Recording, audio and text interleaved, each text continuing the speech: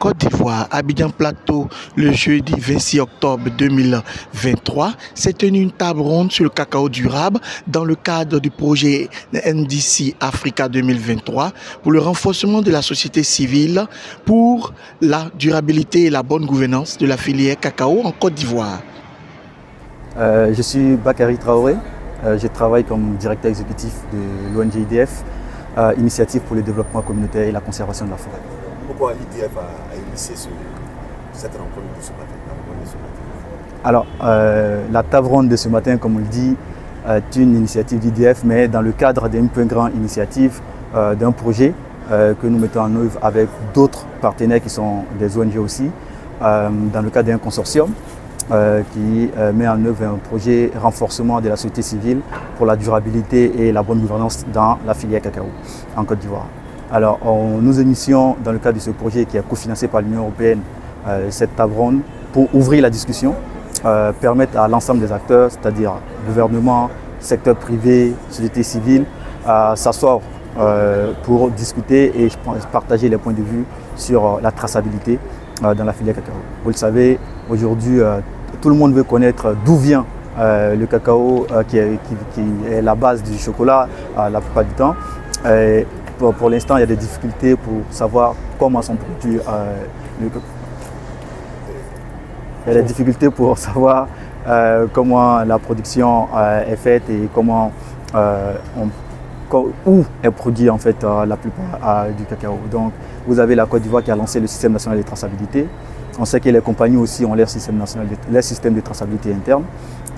Donc, la discussion, c'est de faire en sorte qu'on puisse arriver à relever les défis et surtout les opportunités que nous offre la question de la traçabilité.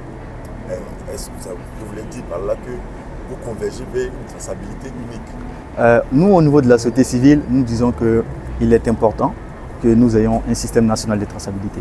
Ce n'est pas une question juste de simplification, c'est une question de cohérence et aussi une question d'allègement des tâches pour les coopératives. Parce que ce qui se passe en pratique, c'est que si vous êtes une coopérative et que vous travaillez avec 2 entreprises, 3 entreprises, chaque entreprise va vous envoyer son système interne pour que vous puissiez enregistrer les volumes que vous lui vendez dans ce système. Nous, on pense qu'en tant que défenseur des coopératives et travaillant avec elles, nous, on pense que c'est vraiment difficile pour les coopératives. Ça fait beaucoup de bureaucratie pour elles et ça leur perd énormément de temps alors que déjà, elles n'ont pas suffisamment d'équipe pour gérer les membres de la coopérative. Donc ça, c'est un premier niveau pour lequel nous, on est engagés, on est favorable à soutenir le système national de traçabilité qui est en train d'être mis en place par les autorités ivoiriennes. Et le deuxième point, c'est qu'un système national de traçabilité tel qu'il est conçu par l'État ivoirien est un vrai système qui donne en fait d'une certaine façon, qui permet de lutter contre un certain nombre de pratiques dans la filière. Par exemple, le système qui est en train d'être préparé, il y a cette option de transaction d'un TPE dans le cadre du système. Et donc tout le cacao qui va être commercialisé va passer par ce système.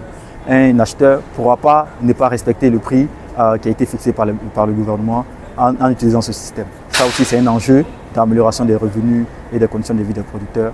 Donc pour ces raisons-là, nous sommes plutôt favorables à avoir un système national de traçabilité et le Conseil Café Cacao a commencé à faire le travail depuis un moment et nous espérons bientôt que nous aurons ce système. Et à quand? Quel est le deadline?